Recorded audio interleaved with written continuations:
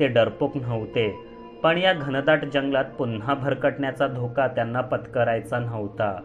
आपण पुन्हा एकदा बैजूचे मन वळवण्याचा प्रयत्न करू असं ठरवून ते संध्याकाळी राहुटीत परतले. पण त्या दिवशी राहुटीत काही वेगळंच वातावरण होतं. बंजारी वस्तीतील सर्व माणसं राहुटीत जमा झाली होती आणि त्या म्हातारीची साग्रसंगीत पूजा करत होती. तिच्यासाठी बनवलेली पक्वान्न तिला आग्रहाने खाऊ घालत होती. इतकं सगळं तिच्यासाठी चाललेलं असूनही म्हातारी मात्र उदास वाटली. त्यांच्या बोलण्यावरून ती म्हातारी बैजूची मावशी असल्याचं कळलं. बैजू आज तिची फारच काळजी घेत होता.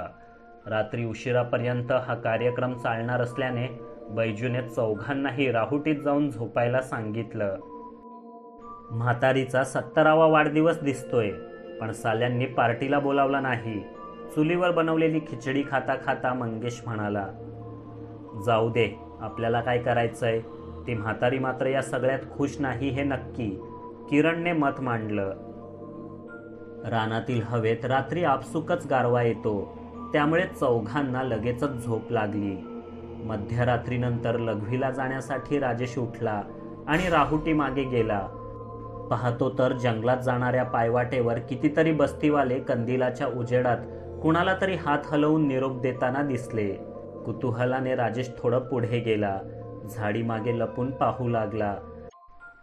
त्याला हे पाहून आश्चर्य वाटलं की काल रात्री त्यांना प्रेमाने भाताची पेच खाऊ घालणारी तीच म्हातारी हातात मिणमिणता दिवा घेऊन जड पावलांनी अंधारात दबा धरून बसलेल्या त्या गडदरण्याकडे एकटीच निघाली होती.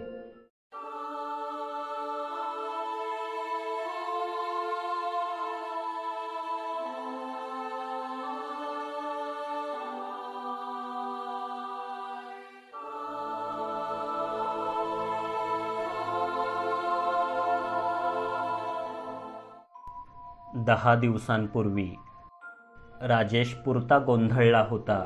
हे सगळं काय चाललंय त्याला कळेना. पण असेल या भटक्या लोकांची काही प्रथा आणि कुठल्याही जमातीला बाहेरच्या लोकांनी येऊन आपल्या चालीरीतींमध्ये ढवळाढवळ केलेली आवडत नाही. म्हणून राजेशही गप्पच बसला. लोक माघारी येऊ लागले तसा तोही गुपचूप राहुटीत येऊन झोपला. म्हातारी सकाळपर्यंत परत येईल असं त्याला वाटलं, पण रात्री बऱ्याच उशिरा रानातून पुन्हा तसाच भयंकर चित्कार निनादलेला त्याने ऐकला.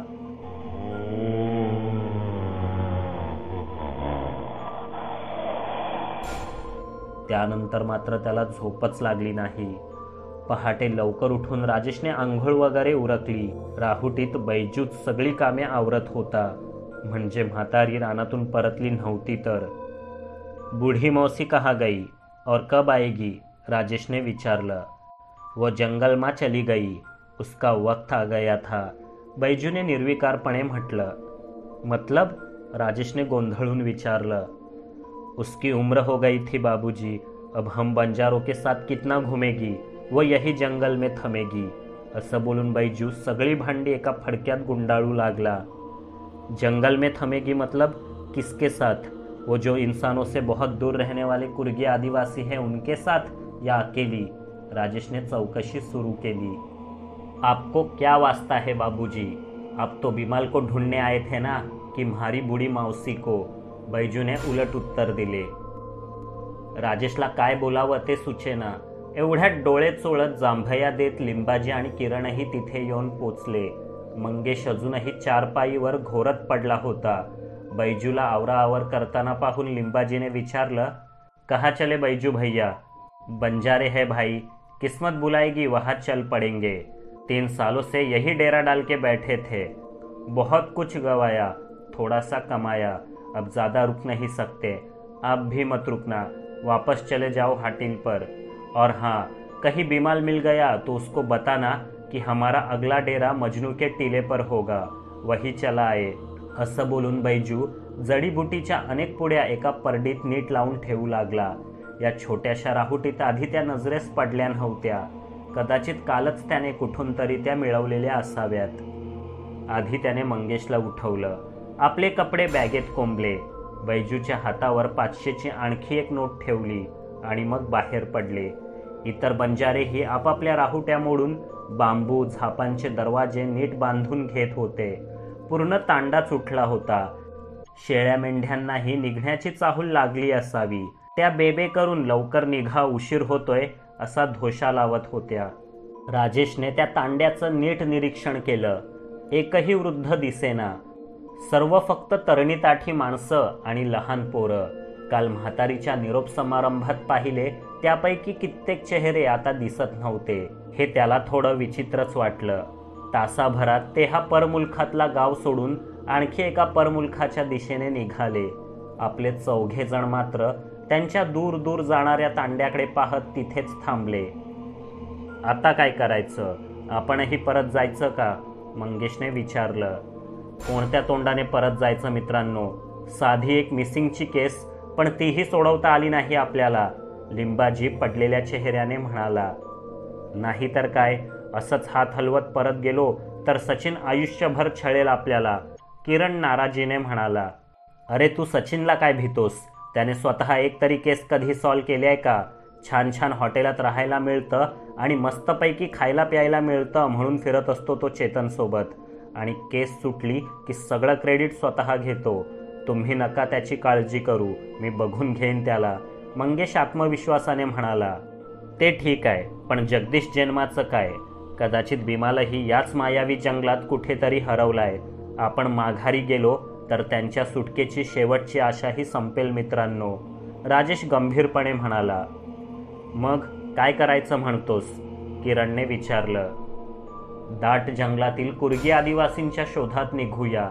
जसे आपण या बंजाऱ्यांना सापडलो तसे कदाचित जगदीश, जन्मा आणि बिमाल त्या आदिवासींना सापडले असतील. या केसमध्ये ते आदिवासी हीच आता शेवटची लिंक दिसते आहे. त्यांच्या पाड्यापर्यंत पोचण्याचा प्रयत्न करूयात. तिथे ते भेटले तर ठीकच आहे, नाहीतर माघारी परतण्याशिवाय पर्याय नाही. राजेशने योजना ऐकवली. ओके, चालेल, तसंच करू. पण इथे येऊन दिवस किती झालेत आपल्याला? 3 की 4? साला एकतर मोबाईलला काडीभर नेटवर्क नाही.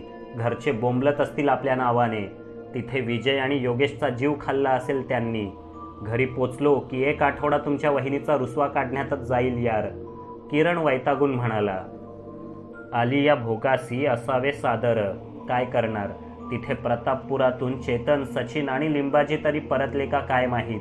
शेवटचा योगेशला फोन केला होता तेव्हा लवकरच ते परत येतील, सचिनचा साखरपुडा ठरलाय एवढंच म्हणाला होता तो. आता चर्चेत वेळ वाया दौडू नका. चला लगेच निघूया.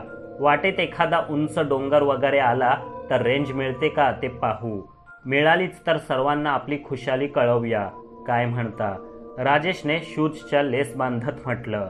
आणि मग एकमताने 4घही त्या झपाटलेल्या जंगलातील रहस्यमय आदिवासींच्या शोधात निघाले. आज बऱ्याच वर्षांनंतर पुन्हा छळायला आलेली अर्धशिशी यावेळी वेगळ्याच रूपात होती. पूर्वी दिवसभर असह्य वेदना व्हायच्या, पण रात्र वाढू लागली की ठणके थांबायचे, कशीबशी झोप लागायची, आणि नवा दिवस प्रचंड ग्लानी घेऊन उगवत असला तरी डोकेदुखी मात्र थांबलेली असायची. आता मात्र इथे येऊन 2 दिवस झाले तरी वेदना थांबेनात. सोबतीला डोळ्यांपुढे अंधारी, मळमळ, उलट्या वगैरे सुरू होत्याच. जगदीश, जन्मा, बिमाल आणि आमच्या 4 मित्रांचा तपास बाजूला पडून योगेश, विजय, विशालचा सगळा वेळ मला सांभाळण्यातच जाऊ लागला. त्यांनी हॉटेलवर डॉक्टरला बोलावले. तपासण्या झाल्या. सततची धावपळ आणि डोक्यावर पडणारा अतिताण यामुळे सुप्तावस्थेत गेलेली अर्धशिशी पुन्हा जोमाने सुरू झाली असे त्यांचे मत होते. शरीराला निदान महिनाभर तरी पूर्ण आरामाची आवश्यकता आहे, नाहीतर अवस्था याहून वाईट होईल असे सांगून त्यांनी पेनकिलर्स दिली, सलाईन चढवले. त्यानंतर थोडं बरं वाटू लागलं म्हणून 3ऱ्या दिवशी खोलीबाहेर पाऊल ठेवलं तर बाहेरचं ऊन असह्य होऊन डोळ्यांना बोचू लागलं. पुन्हा अंधारी आली. पुन्हा कानशिलामागे वेदना सुरू झाल्या. आता पुढे काय होणार हे ओळखून मी माझ्या खोलीत परतलो. खिडक्यांचे पडदे ओढून घ्यायला सांगितले. मग योगेश, विजय, विशालला सांगितलं, माझ्या आसपास राहून माझी काळजी करण्यात वेळ वाया दौडू नका. आपले मित्र कुठल्या तरी भयंकर संकटात अडकलेत. प्रत्येक तास महत्त्वाचा आहे. त्यांच्या शोधात निघा. पोलिसांचीही मदत घ्या. जंगलात नेटवर्क मिळणार नाही, म्हणून सॅटेलाइट फोन सोबत ठेवा आणि माझ्या संपर्कात राहा. अरे पण तुझी अवस्था बघ, तुला एकट्याला सोडून कसं जाऊ आम्ही? निदान विशालला तरी तुझ्यासोबत राहू देत, विजय म्हणाला. नको, तुम्हाला जास्तीत जास्त डोक्यांची गरज लागेल. तुम्ही तिघही जा आणि कसंही करून त्या चौघांना शोधून आणा. मी डॉक्टरांचा नंबर घेऊन ठेवलाय. फारच सिरियस वाटलं तर त्यांना फोन करून बोलावून घेईन. मी हट्टाला पेटलो. त्या तिघांनी निघण्याची तयारी केली. विजयने लगेचच सचिनलाही मेसेज करून ठेवला. त्या चौघांचा अजूनही पत्ता नाही. चेतनही गंभीर आजारी पडलाय. त्याला हॉटेलवर एकटंच ठेवून आम्ही रानात शोध मोहिमेवर निघतोय. तुझा साखरपुडा आटोपताच तातडीने पुढचं विमान पकड आणि इथे निघून ये. दुसऱ्या दिवशी पहाटे मी प्रचंड डोकेदुखीने आलेल्या ग्लानीत असतानाच विजय, विशाल आणि योगेश एका स्थानिक गाईडच्या मदतीने रानात निघून गेले. त्यानंतर 2 तासांनी 9 घोस्ट ग्रुपवर सचिनचा रिप्लाय मिळाला. माझ्याशिवाय एकही केस सोडवता येत नाही काय तुम्हाला? जिथे तिथे माझी गरज लागतेच. परवा साखरपुडा आहे माझा. तो उरकला की लगेच दुसऱ्या दिवशी सकाळची फ्लाईट पकडतो आणि पोचतो. आणि हो, फारच डोकं दुखत असेल तर एक क्रोसिन घे. पण क्रोसिन घेऊन बरी होण्यासारखी ही डोकेदुखी नाही, हे ज्यांना कधी अर्धशिशीचा झटकाच आला नाही त्यांना कसं समजवणार? त्या दिवशी वेदना इतक्या पराकोटीला गेल्या की मी पुन्हा हॉटेल मॅनेजरच्या मदतीने डॉक्टरांना बोलावून घेतलं. त्यांनी तातडीने इंजेक्शन दिलं. You should be in the hospital young man. आणखी एक मायग्रेन अटॅक घातक ठरू शकतो, डॉक्टर गंभीर चेहरा करून म्हणाले. तात्पुरती औषधं द्या डॉक्टर.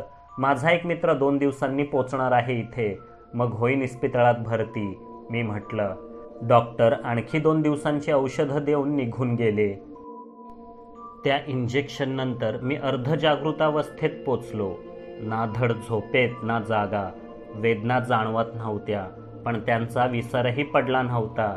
ही कुठली तरी भलतीच सुप्तावस्था होती. औषधांमुळे आलेला एक अनोखा ट्रान्स. त्या ट्रान्समध्ये मी किती वेळ होतो कोण जाणे, पण दारावर बराच वेळ थापा पडत आहेत असं जाणवलं.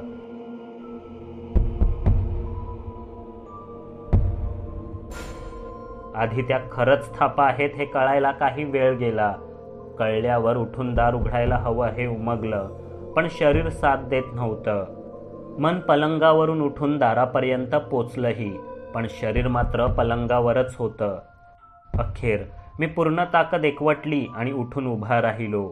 एक एक पाऊल मोठ्या जिकिरीने टाकत दार उघडलं आणि आश्चर्याचा धक्काच बसला. समोर चक्क राजेश, लिंबाजी, मंगेश आणि किरण हसत उभे होते. राजेशने मला पाहताच मिठी मारली. कसा आहेस मित्रा? तो आनंदाने म्हणाला. चौघं आत आले. त्यांच्या पाठोपाठ विशाल, विजय आणि योगेशही होते. म्हणजे या तिघांनी त्या चौघांना शोधलं होतं, तर तेही इतक्या कमी वेळेत. आनंदाच्या भरात मीही माझ्या वेदना विसरलो. बेडवर जाऊन बसलो. ते 7ही जण माझ्या समोर उभे राहिले. कुठे हरवला होतात मित्रांनो इतके दिवस? आणि जगदीश जन्मा सापडले का? मी उत्साहाच्या भरात विचारलं. हो, धीर धर जरा, सगळं सांगतो. पण इतका अंधार का करून ठेवलायस खोलीत? राजेशने विचारलं. का म्हणजे? अरे त्याला पुन्हा अर्धशिशीचे झटके येऊ लागलेत. कॉलेजमध्ये असताना यायचे ना अगदी तसेच, कदाचित त्यापेक्षा तीव्र. मेंदूवर अतिताण आल्यामुळे असं होतंय असं डॉक्टर म्हणाले. मला वाटतं कुठल्याही प्रकारच्या केसमधून आपण त्याला पुढचे 3-4 महिने तरी ब्रेक द्यायला हवा, विजयने म्हटलं. तसं काही नाही मित्रांनो. आता तुम्ही सुखरूप परत आलात ना, मला एकदम बरं वाटू लागलंय. डोक्यातले ठणके थांबल्यात आणि शरीर पिसासारखं हलकं वाटतंय. मला वाटतं हा प्रकाशही आता नजरेस बोचणार नाही. थांबा, मी खिडक्या उघडतो. असं बोलून मी चपळाईने उठलो. उजव्या बाजूच्या सर्व खिडक्यांचे पडदे उघडले. 1-2 खिडक्यांची दारही उघडली. संध्याकाळचा सोनेरी प्रकाश आत आला. प्रसन्न वातावरण होतं. एक खोल श्वास घेऊन मी मागे वळलो. म्हटलं, बघा कुठे काय होतंय मला. पण मागे वळताच धक्काच बसला. माझी खोली पूर्ण रिकामी होती. तिथे कोणीच नव्हतं. दारही बंदच होतं. सध्या तरी मी असली फालतूगिरी सहन करू शकत नाही. गुपचूप बाहेर या, मी ओरडलो. पण कुणीच बाहेर आलं नाही, कारण खोलीत कोणी नव्हतंच. दार उघडून बाहेर आलो. कॉरिडॉरही रिकामाच होता. पुन्हा दार ढकलून आत आलो. हे स्वप्न होतं की भास? औषधांच्या गुंगीमुळे असं घडलं असावं असा मी निष्कर्ष काढला आणि पुन्हा बेडकडे निघालो. पण तेव्हाच माझ्या अनवाणी पायांना धूळ माती लागल्यासारखी वाटली. मी पटकन दिवे लावले. पूर्ण खोलीत चिखलाने माखलेल्या बुटांचे ठसे होते. म्हणजे ते खरंच इथे येऊन गेले की काय? मी लगेच मॅनेजरला फोन लावला. आता माझ्या खोलीत कोण येऊन गेलं? मी विचारलं. कुणीच नाही साहेब. तुमच्या मित्रांनी तुम्हाला डिस्टर्ब करू नये असं सांगितलंय, म्हणून मी रूम सर्व्हिसवाल्यालाही पाठवलं नव्हतं, मॅनेजर म्हणाला. मी गोंधळलो. मग म्हणालो, ठीक आहे, पाठवून द्या त्याला आता. रूम फारच खराब झाली आहे. तो ओके म्हणाला. मी फोन ठेवून दिला. बेडवरच बसून विचार करू लागलो.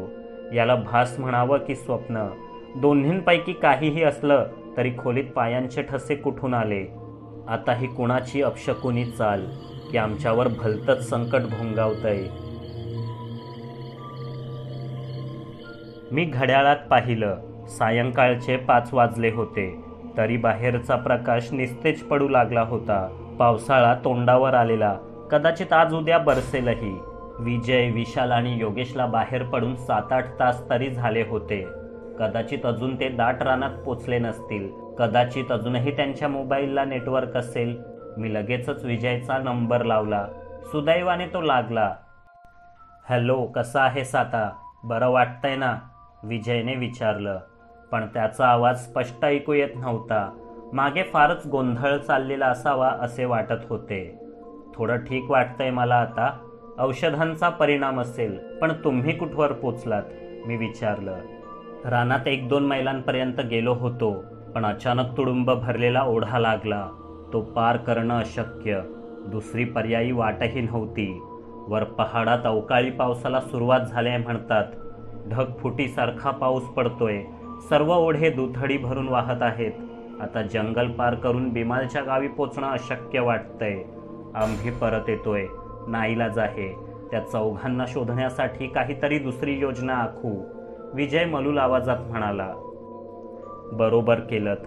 चौघं आधीच बेपत्ता आहेत. आता तुम्हाला धोक्यात टाकणं मला परवडणार नाही. या परत, काहीतरी वेगळा मार्ग काढूया, मी म्हटलं आणि फोन कट केला.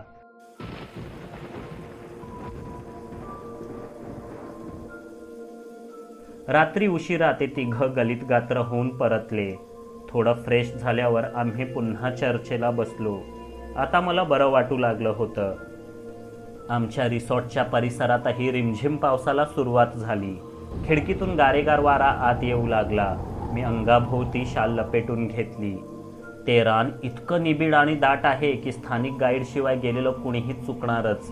घनदाट अरण्य, लहान मोठ्या टेकड्या, कितीतरी ओढे, या सगळ्यांचा एक भुलभुलैयाच आहे तिथे. मला वाटतं आधी जगदीश जन्मा आणि मग आपला राजेश आणि त्याची टीम त्या जंगलातच कुठेतरी हरवले असणार. शिवाय जंगलाचा विस्तारही इतका आहे की वर्षभर फिरत राहिलो तरी बाहेर पडता येणार नाही. चकवा लागण्याचीही शक्यता आहे. वन्य पशु, साप विंचवांचं भय. थोडक्यात आपण त्यांच्या बेपत्ता होण्याची इतर कुठलीही शक्यता गृहीत न धरता ते रानातच हरवल्यात असं समजूया आणि सरळ पोलीस तसेच वन खात्याची मदत घेऊन जंगल पिंजून काढायला सुरुवात करू, योगेशने मत मांडलं. अस्मादिकांनाही तसंच वाटतंय.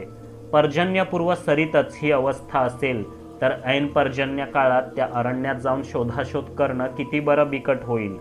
म्हणूनच किंचितही कालव्यय न करता तातडीने व्यापक शोध मोहीम हाती घ्यावी असेच अनुमोदन मी देईन, विशाल म्हणाला. काय देशील अनुमोदक? विजयने गोंधळून विचारलं. ते राहू द्यात, मुद्द्यावर लक्ष द्या, योगेश डाफरला. ठीक आहे मित्रांनो, उद्याच वनाधिकाऱ्यांना भेटू. जंगलात विस्तीर्ण शोध मोहीम हाती घ्यायला सांगू.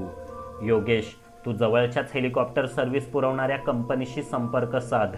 पुढील 3 दिवस हेलिकॉप्टरमधून आपल्याला त्या जंगलाचा कोपरानकोपरा धुंडाळायचा आहे. पैशांची अजिबात फिकीर नाही. आपले मित्र सापडायलाच हवेत. पण मी बोलता बोलता अचानक गप्प झालो. पण काय? तिघांनी एकदम विचारलं. ट्रेकिंगचा आणि वनसफारींचा इतका प्रदीर्घ अनुभव असलेले आपले चौघे गडी इतक्या सहज रानात हरवतील काय? ज्या रानातून बिमाल वरचेवर पायी चालत हॉटेलात जात येत होता, त्या वाटेवर आपले चौघे गुप्तहेर एकही खूण पाठी न सोडता चक्क हरवले. जगदीश जन्माचं ठीक आहे, ते अतिउत्साही बिनअनुभवी हनीमून कपल होतं. वाट चुकले आणि भरकटले जंगलात. पण आपल्या 4 मित्रांचं असं भरकटणं माझ्या मेंदूला पटत नाहीये. शिवाय बिमालचं महिनाभर बेपत्ता असणं ही संशय निर्माण करतं. मला ही अचानक येऊन पिडणारी अर्धशिशी आणि आज संध्याकाळी आलेला विचित्र अनुभव, या सगळ्या गोष्टींची गोळाबेरीज करू लागलो तर एकच निष्कर्ष हाती लागतो. या जंगलात काहीतरी भयंकर गौडबंगाल आहे. हे काही फक्त दाट झाडी असलेलं पाना फुलांचं, गवतकाडीचं, प्राणी पक्ष्यांचं, साप विंचवांचं आणि कीटपतंगांचं साधंसुधं जंगल नक्कीच नाही. हे एक झपाटलेलं जंगल आहे आणि इथे हरवलेले जगदीश जन्म असू देत किंवा आपले 4 मित्र, ते सगळेच भयंकर संकटात आहेत. मी गंभीर स्वरात म्हटलं. काय म्हणतोस? बापरे, मला तर ऐकूनच धडकी भरली आहे. असं काय पाहिलंस तू संध्याकाळी? विजयने विचारलं. मी तुम्हाला पाहिलं. सोबत इतर 4ही होते. तुम्ही सुखरूप परत आला होतात, पण मी अवघ्या 10 सेकंदांसाठी खिडकीजवळ गेलो. तेवढ्या वेळेत सगळे पुन्हा गायब. मी सांगितलं. इंजेक्शनमुळे गुंगी आली असेल तुला आणि स्वप्न पाहिलं असशील तू, आणि तुला पडलेली स्वप्ने खरी होतात ना, मग ही एक चांगलीच बातमी झाली की 4ही सुखरूप परतणार असा याचा अर्थ झाला. योगेश खुश होत म्हणाला. नाही, ते स्वप्न नव्हतं, तो भासही नव्हता, कारण पूर्ण खोलीभर बुटांचे ठसे विखुरले होते. मी मग रूम सर्व्हिसवाल्याला बोलावून ते साफ करून घेतले. जमा झालेली चिखलमाती तो डस्टबिनमध्येच टाकून गेला. तुम्ही परतल्यावर तुमच्या बुटांना लागलेली माती मी निरखून पाहिली. दोन्ही नमुने सारखेच आहेत. म्हणजे खरोखर माझ्या बंद खोलीत त्या रानातल्या चिखलात भिजलेल्या बुटांचे ठसे उमटले होते. पण तुम्ही तर परतलाच नव्हता. इतर कोणीही खोलीत आलं नसल्याचं मॅनेजरने CCTV पाहून सांगितलं. मग हे कसं घडलं? मी सर्वांनाच कोड्यात टाकणारा प्रश्न विचारला. खरंच चमत्कारिक आहे रे हे सगळं. तुला अलीकडे इतर कुठलं विचित्र स्वप्न पडलंय का? विजयने विचारलं. नाही ना, आणि त्यामुळेच मला अधिक भीती वाटते. कदाचित यावेळी आपला मुकाबला अशा महाभयंकर मायावी शक्तींशी असू शकतो ज्यांच्याकडे माझ्या संवेदनांपासून देखील अज्ञात राहण्याची कुवत आहे, जे माझ्या 6 सेन्सलाही गुंगारा देऊ शकतात आणि आपल्याला कुठलीच चाहूल लागू न देता काहीतरी महाभयानक घडवून आणू शकतात. मी स्पष्ट केलं. बरं झालं हे ऐकायला सचिन इथे नाही, त्याने हे ऐकूनच जीव सोडला असता, योगेश म्हणाला. मग आता काय करायचं? विजयने विचारलं. जे ठरलंय तेच. त्याशिवाय आपल्या हातात काही आहे का? सोबत या केसला इतर कुठला पारलौकिक अँगल आहे त्याचाही शोध घेऊया. उद्या हेलिकॉप्टरमधून मी राजेश आणि इतरांच्या खाणाखुणांसोबत बिमालचा आदिवासी तांडाही शोधण्याचा प्रयत्न करेन. हा बिमाल सापडायलाच हवा, तरच शोध मोहिमेला काही दिशा मिळेल असं मला वाटतंय. मी योजना ऐकवली. थकलेले सगळे आपापल्या खोलीत झोपायला गेले. मी थोडंसं जेवलो, पण झोपताना पुन्हा डोकं दुखू लागलं. आजची रात्रही या वेदनांनी तळमळतच जाणार हे कळून चुकलं. देवा, आजची रात्र जे व्हायचं ते होऊ दे, पण उद्या सकाळपर्यंत मला पूर्ण बरं कर. माझ्या मित्रांना शोधायला जायचंय. मी प्रार्थना केली आणि पूर्ण अंधार करून डोकं टॉवेलने गच्च आवळून पडून राहिलो. 10 दिवसांपूर्वी दाट रानात राहणाऱ्या कुर्गी आदिवासींना शोधत गेलेल्या राजेश, लिंबाजी, मंगेश आणि किरणला रात्र होण्याआधी एक सुरक्षित निवारा शोधणं गरजेचं होतं. एकदा का रात्र झाली की हे जंगल काय काय रूपे दाखवतं हे त्यांना चांगलंच उमगलं होतं. आज रात्रीपर्यंतच आपण कुर्गींच्या आदिवासी पाड्यात पोचू असं त्यांना वाटलं होतं. पण सूर्यास्त होत आला तरी त्यांना वस्तीच्या कुठल्याच खाणाखुणा सापडल्या नव्हत्या. शेवटी त्यांनी कॅम्प ठोकण्याचा निर्णय घेतला. पण रानातून ऐकू येणारे भयंकर चित्कार आणि गूढ लाल धुकं यांचा अनुभव घेतला असल्याने कुठेही उघड्यावर तंबू ठोकण्याचा धोका ते पत्करणार नव्हते. त्यांनी एक गुहा शोधून काढली. आत दगडं फेकून कुणीही प्राणी नसल्याची खातरजमा करून घेतली. मग थोडं साफसूफ करून आतच टेंट्स लावले. गुहेत टेंट लावण्याची गरज नव्हती, पण साप विंचवांचं भय असल्याने त्यांना उघड्यावर झोपायचं नव्हतं. मग अंधार पडण्यापूर्वीच आसपासच्या काट्याकुट्या वठलेल्या झाडांच्या फांद्या वेचून त्यांनी मोठी शेकोटी पेटवली. त्यावर खिचडीचं भांडं ठेवून सभोवार बसले. आता बऱ्यापैकी जाळ झाला होता, त्यामुळे कित्येक वर्ष अंधार उराशी कवटाळून बसलेली ही गुहा उजळून निघाली. कोपरानकोपरा लख्ख दिसू लागला. उंचावर छताला वटवाघळं लटकलेली होती. दिवस संपताच ती जागी होऊन एक एक करत गुहेबाहेर पडू लागली.